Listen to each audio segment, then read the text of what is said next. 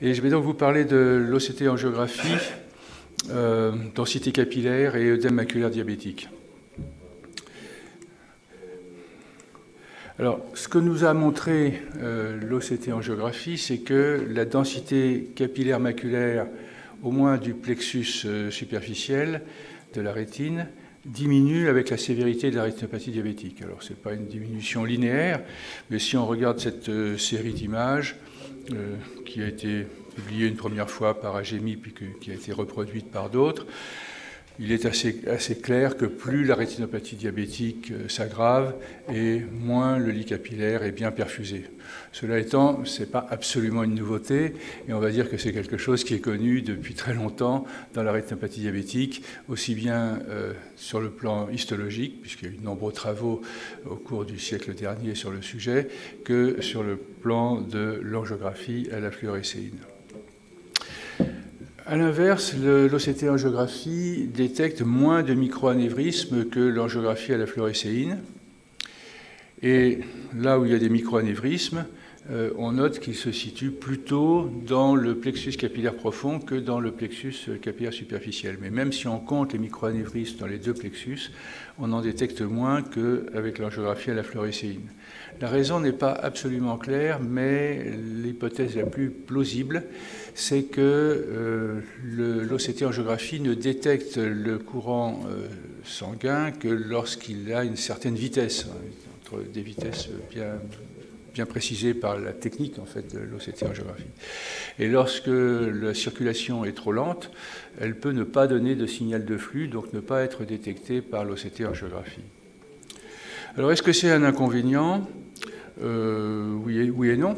On va voir que la conclusion pourrait être que le comptage des microanévrismes ou la cotation, la gradation de la rétinopathie diabétique en fonction du nombre de microanévrismes n'est pas peut-être un critère très important et qui pourrait être remplacé par un autre, qui par exemple serait la détection des zones de non-perfusion capillaire, parce que à l'inverse de ce qui se passe pour les microanévrismes, la détection des zones de non-perfusion capillaire est bien meilleure avec l'OCT angiographie qu'avec l'angiographie à la fluorescéine, comme vous pouvez le voir sur ces exemples, où on a un dessin bien plus précis des zones de non-perfusion. Et cette fois-ci, on peut observer ces zones de non-perfusion non seulement dans le lit capillaire superficiel, en gros l'image que nous donnait l'angiographie à la fluorescéine, mais aussi dans le lit capillaire profond.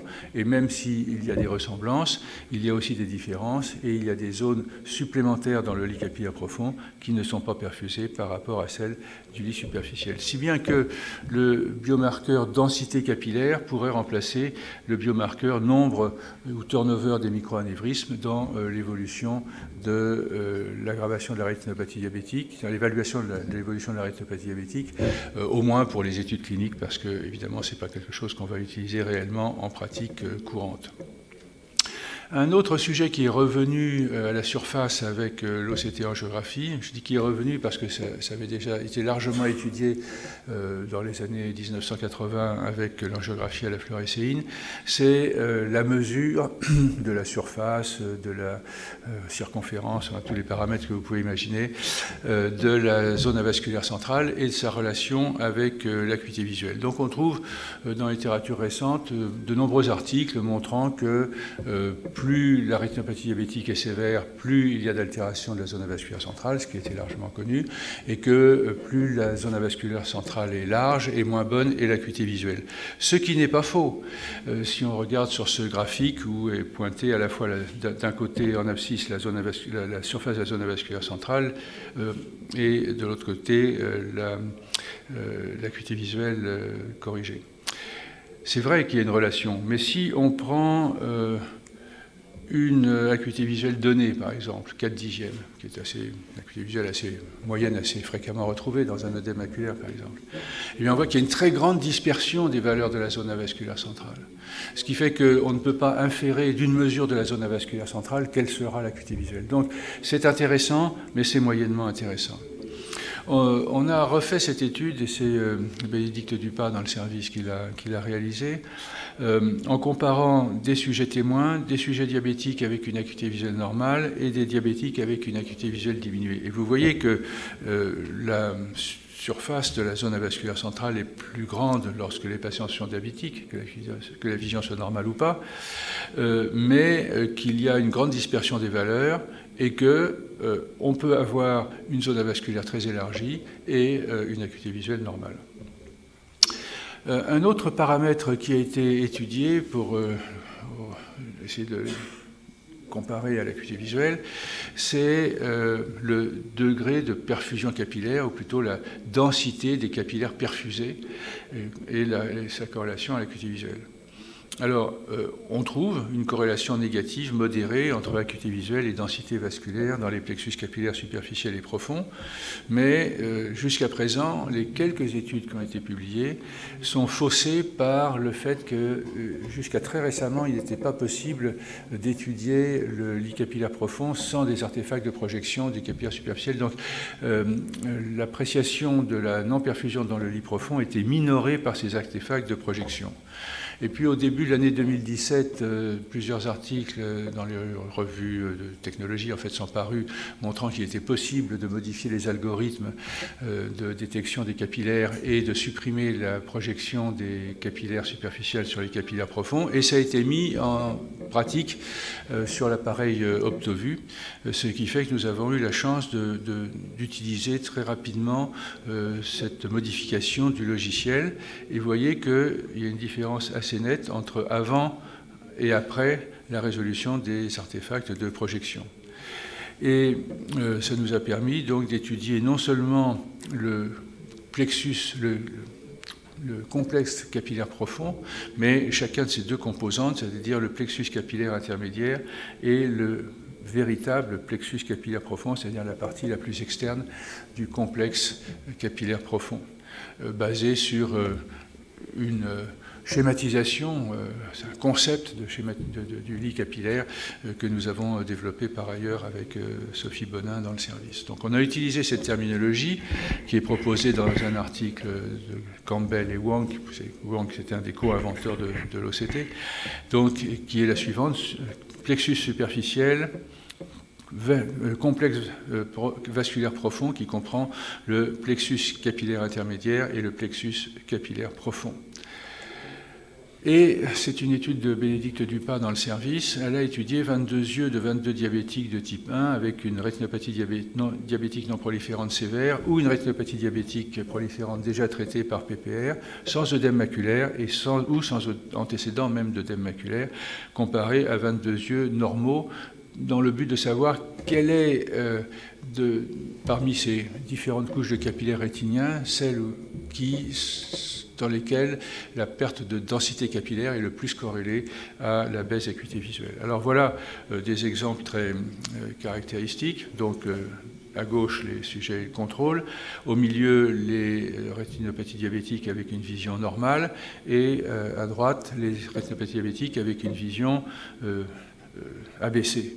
Alors vous voyez que aussi bien dans le plexus superficiel que dans le plexus profond, on a une détérioration de l'acuité visuelle, quelle que soit une détérioration de la densité capillaire, quelle que soit l'acuité visuelle. Et si on regarde maintenant de façon plus précise le plexus intermédiaire et le plexus profond, on s'aperçoit que la détérioration, comme ça, visuellement, est encore plus importante dans le plexus profond. Mais, en même temps, si on regarde la colonne du milieu, eh bien, on se rend compte que malgré une détérioration de la perfusion capillaire, on peut avoir une acuité visuelle normale. Alors tout ça paraît plus complexe que ce qu'on aurait pu imaginer, et c'est ça qui nous fait réfléchir. Donc voilà un graphique qui vous montre ce qui se passe dans le plexus capillaire superficiel en termes de mesure de densité et dans le plexus capillaire profond. Et en fait, ce qui apparaît clairement, c'est que c'est essentiellement dans le plexus capillaire profond que l'on observe la détérioration la plus importante de la densité capillaire, et que c'est celle-ci qui est spécialement attachée à la baisse d'acuité visuelle.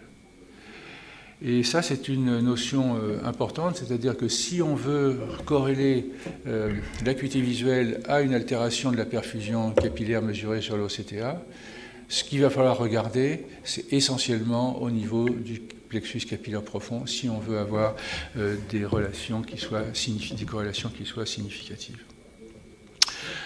Est-ce que la densité capillaire à elle seule a une influence sur l'acuité visuelle?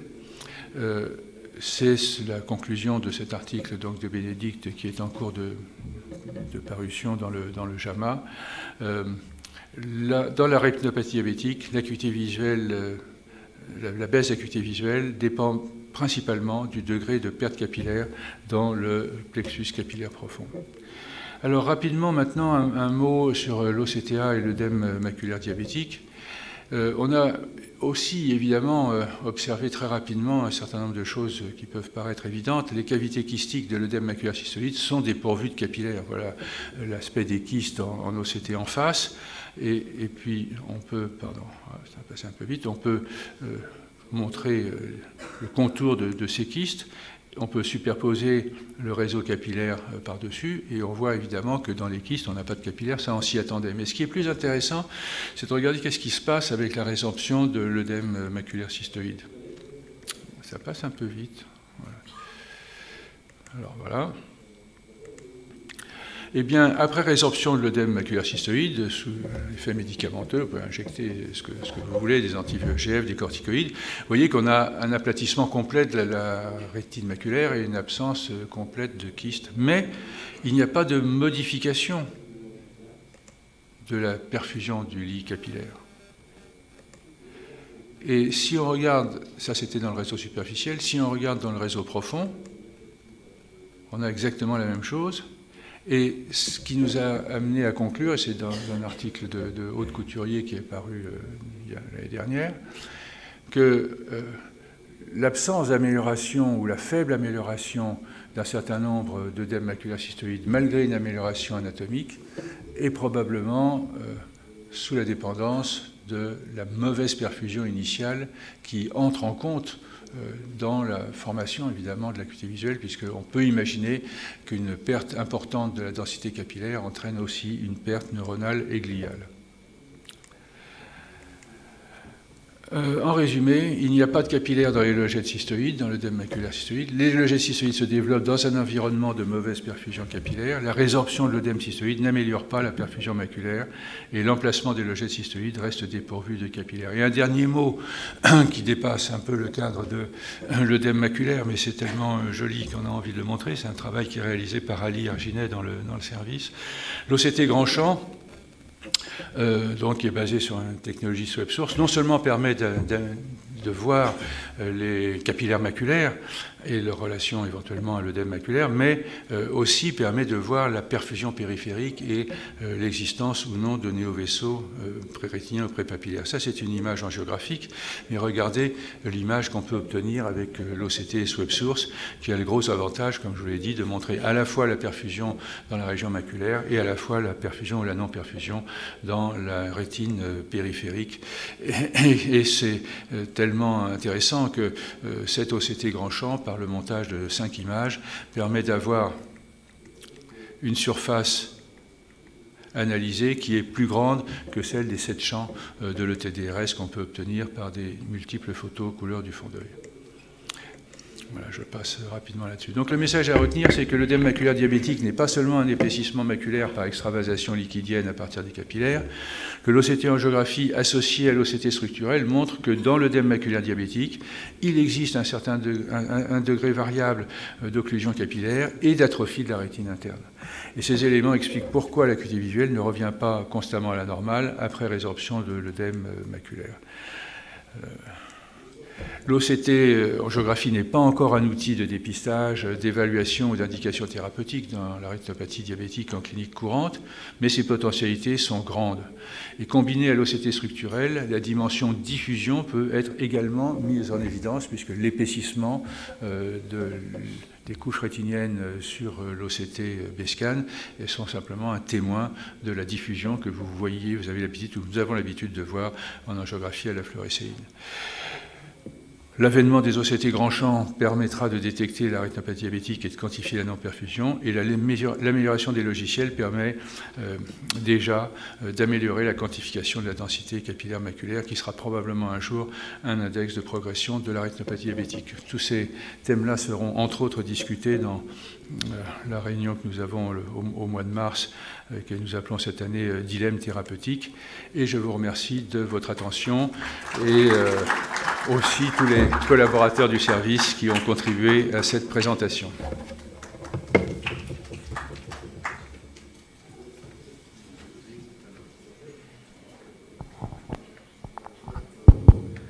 Donc la discussion est ouverte sur la rétinopathie diabétique. Est-ce qu'il y a des questions dans la salle aux différents orateurs?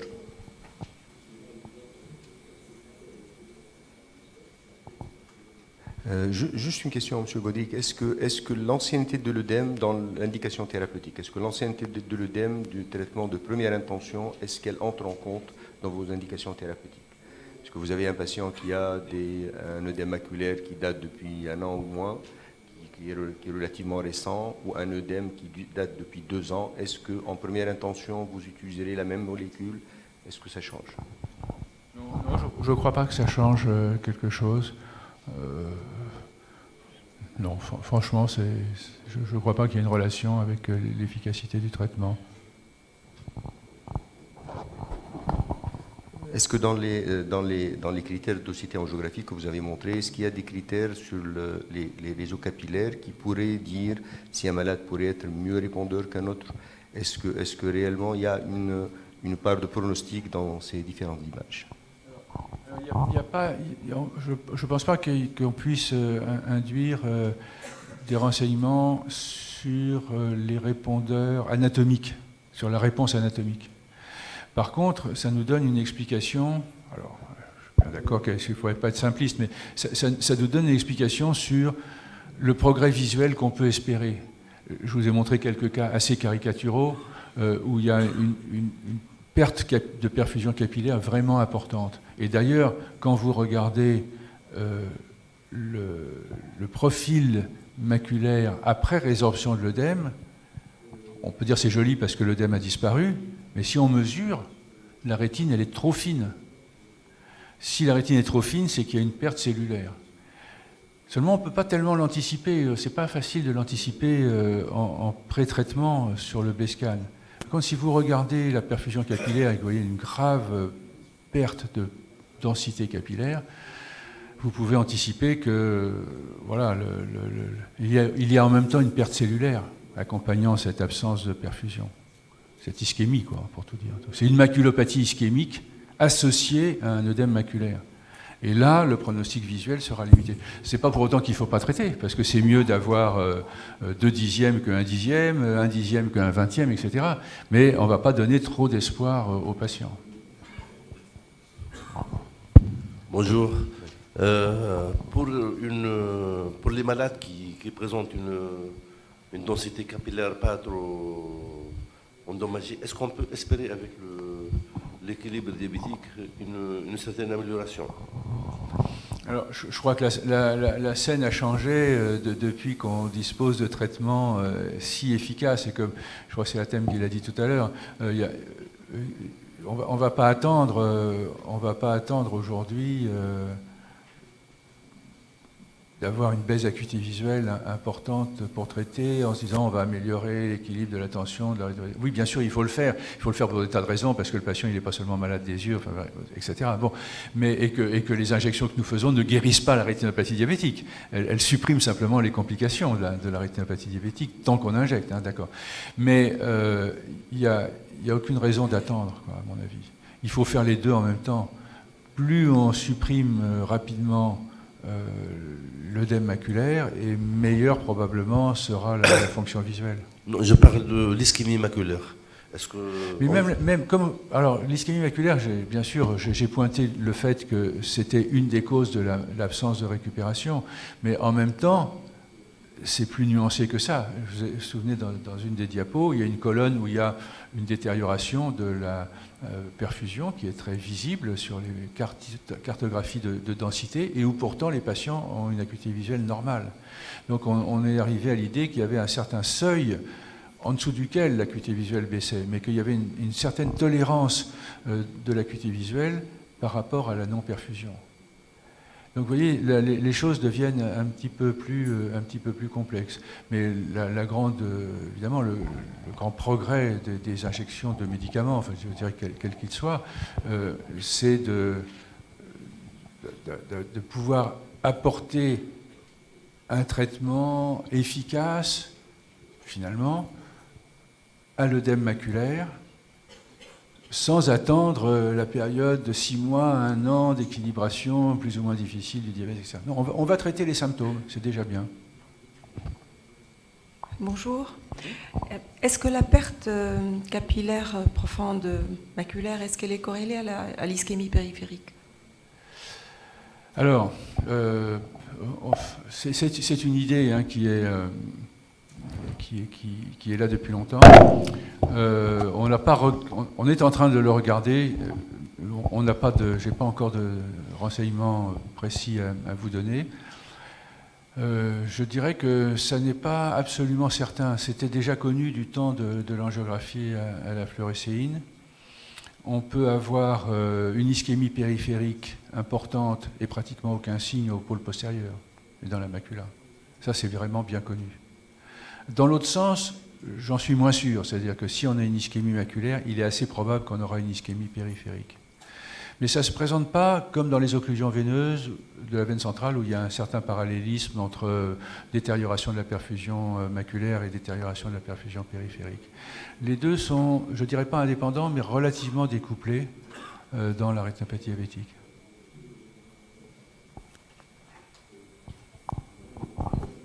Une question à Hatem. Tout à l'heure, tu avais montré une malade qui avait 8/10 avec un œdème maculaire, plusieurs logettes centrales. 8/10 avec des logettes centrales, je crois que peut-être elle devait avoir 500 microns d'épaisseur maculaire. Est-ce que réellement on arrête les injections dans ces cas? C'est vrai que est-ce qu'on se base uniquement dans ces cas sur l'acuité visuelle? C'est toujours très, très difficile de le faire en pratique courante. Tu as un malade qui a récupéré une vision 7/8/10, qui garde un œdème maculaire très important avec des logettes centrales, une logette centrale et plusieurs logettes. Et là, on hésite réellement à poursuivre ou à arrêter le traitement. La barre de traitement n'est pas encore arrêtée, à mon avis, définitivement. C'est qu'on a remonté de 5 à 7. Il est probable qu'elle passe à 8 ou plus. Maintenant, quand vous avez au départ d'un traitement initial et que vous partez sur un traitement au départ et au bout de 3 injections, le patient remonte à 8 et qu'il a encore un œdème, je pense qu'on est parfaitement dans les clous et dans les règles de continuer au moins la 4e et la 5e injection. Le cas que j'ai présenté, c'est une récidive. En réalité, l'épaisseur, je crois qu'il était aux alentours de 430 ou 440. Et c'est vrai que j'ai hésité un peu à le traiter ou pas. Après, on peut, je pense, le traiter avec 8/10. Après, la question, est-ce qu'on traite les acuités visuelles ou on traite les images? Ça, c'est encore une autre problématique. Mais on sait pertinemment, en tout cas pour lui, qu'il va se dégrader. Donc, soit on le traite à 8 ou on attend pour rentrer dans le cadre médico-légal qu'il passe à 7 pour le traiter. C'est toujours effectivement un problème. Aujourd'hui, la question n'est pas encore tranchée et comme j'ai dit, les recommandations aujourd'hui remontent à peu près à 7/10, mais je pense qu'on peut être autorisé à traiter à 8/10 dès lors qu'on sait qu'il y a une mauvaise évolution, que l'œdème s'aggrave et que ça va mal finir de toutes les manières. Donc effectivement, c'est un choix. Et surtout, bien vérifier qu'il n'y a pas aussi une composante focale. Je pense qu'on peut toujours combiner. Ça pourrait aider un petit peu à réduire l'œdème environnant. D'autres remarques, d'autres questions? Une question à Mme Jeanne Brour. On avait discuté hier sur la DMLA. Pourquoi est-ce que, la question est à tout le monde bien sûr, pourquoi est-ce qu'on switcherait un anti-VEGF pour un autre? Et on a vu dans la littérature plusieurs améliorations dans les séries, même dans la vie quotidienne on le fait. Quand on passe peut-être de l'Avastin ou du Lucentis à l'Eylea, peut-être, bon, l'Eylea a des propriétés un tout petit peu différentes. Mais est-ce que c'est logique de passer d'un anti-VEGF à un autre et comment expliquer que ça marche? Peut-être, on avait discuté hier dans la DMLA que c'est plutôt peut-être le régime des injections qui est un tout petit peu plus soutenu quand on fait le switch et qu'on applique mieux le deuxième médicament que le premier. Mais est-ce que c'est l'explication ou est-ce que réellement il y a des différences sur l'œdème maculaire lui-même et que réellement le switch d'un anti-VEGF à un autre anti-VEGF est efficace? Du moins, j'aurais peut-être une petite explication, mais j'en suis pas sûre. Alors, comme la composante inflammatoire explique beaucoup de non-répondeurs, l'EILEA, du moins l'aflibercept, le switch pour l'aflibercept agit également sur le PIGF qui agit sur les leucocytes. Donc un peu sur la réaction inflammatoire induite par l'œdème maculaire diabétique. Peut-être ce serait le petit plus par rapport aux autres anti-VEGF. Peut-être. Oui, il y a ce genre d'explication. Cela dit, quand on regarde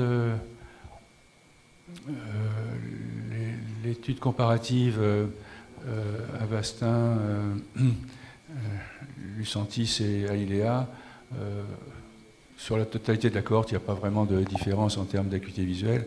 À la fin des 2 ans, il faut isoler ceux qui ont l'acuité visuelle la plus basse pour montrer que dans ce sous-groupe-là, il y a une certaine différence. Et quand vous regardez le niveau de la différence à 2 ans, il n'est pas très élevé, il est de l'ordre de 5 lettres. 5 lettres, ce n'est pas un dixième, hein, ça dépend où on se situe dans la planche de l'ETDRS, mais c'est entre 5 lettres, c'est un dixième, c'est entre 2 et 3 lignes. Hein. Donc là, on a une ligne de l'ETDRS. Ah, c'est peut-être statistiquement significatif pour l'étude clinique.